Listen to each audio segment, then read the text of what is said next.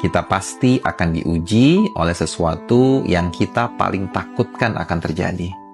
Kita akan diuji oleh sesuatu yang paling kita cintai.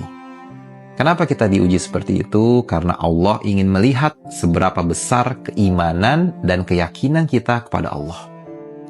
Tapi Allah juga sampaikan bahwa tidak mungkin sebuah ujian akan diberikan kepada seseorang yang tidak mampu untuk mengatasinya.